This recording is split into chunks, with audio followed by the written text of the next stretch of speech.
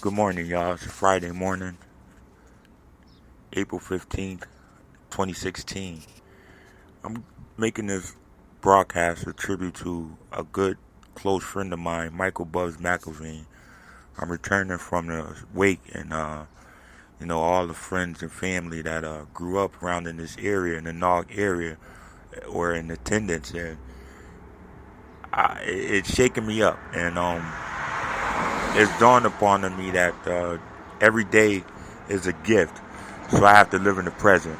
I'm gonna miss that, man. We played ball together, we went to school together, we had our little risks, but yo, for real, that was like my brother. And I'm sitting here, I'm almost holding back the tears because we had a bond, and he had a bond with a lot of people, but especially I'm gonna say this person, my man Mike Frierson. We all hung along. I considered ourselves the three amigos. And even though I'm going through my trials and tribulations, he lived a good life. He was an excellent ball player. I learned things from that man on the basketball court. We hung out, we ate together. We pretty much were brothers for a few years where it was a close bond. And he went on to play for Brian McMahon high school basketball team, and he did very well. Went on to coach and become the physical ed director at the George Washington Carver, which I have fond memories of and good times. Rest in peace, Rick Fuller. Rest in peace, Mo Vaughn. Rest in peace, Tony Bunn. And I don't want to say if it's a coincidence, but all these three brothers were some good ballers.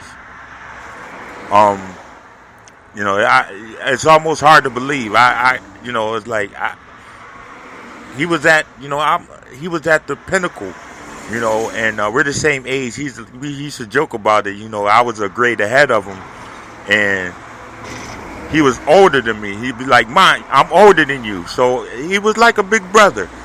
I recall the days of the Carver where we used to go on trips, and he was a counselor, I was a counselor, Fry was a counselor, going to the parties and dancing, and this man, he had my back. I'm not gonna get into a lot about it, but he had my back. So I just want to send condolences through this medium to his family. Big up to Marky Haywood, Miss Mclveen, Mr. Haywood. I can't imagine what they're going through right now, the family. And I won't go into, the situations, pertaining to the deceasing of the individuals in this family. But this is real tough for me. And I'm really saddened. Miss Mclveen had his beloved mother, on the daycare, and it's just I can't explain it. Rest in peace, his brother Cowboy. And Sherelle, just some beautiful people. I can't. He was the last person I would think that would leave us prematurely. While I was going through my situation in the past 6 months, I came back home. I was out of town, and one of the first places that I gravitate to and go to is the Carver, because the Carver really helped me out as me being the person that I am today. Thank goodness of making a change. And I asked the receptionist, Miss Addison, well, is Michael here? She said, no, he in the hospital. I'm like, in the hospital? And when she said it, she looked at me like, you didn't know?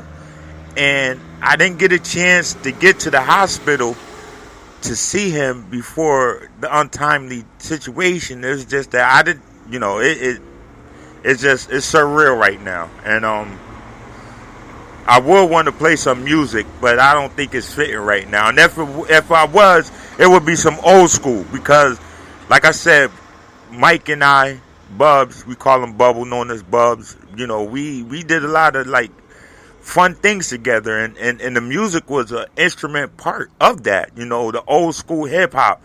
Not the derogatory. It's a message. It's just that helped us through a lot of these situations. And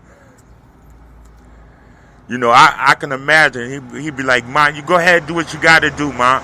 You know what I mean? He always encouraged me. He ain't never really say anything to discourage me. I felt like he was one of my truest friends out of all the friends and associates that I have. He was like in my corner, man, and I'm just saddened that of this occurrence.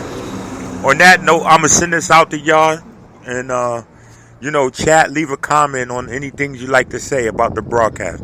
Rest in peace, Bubs. Peace.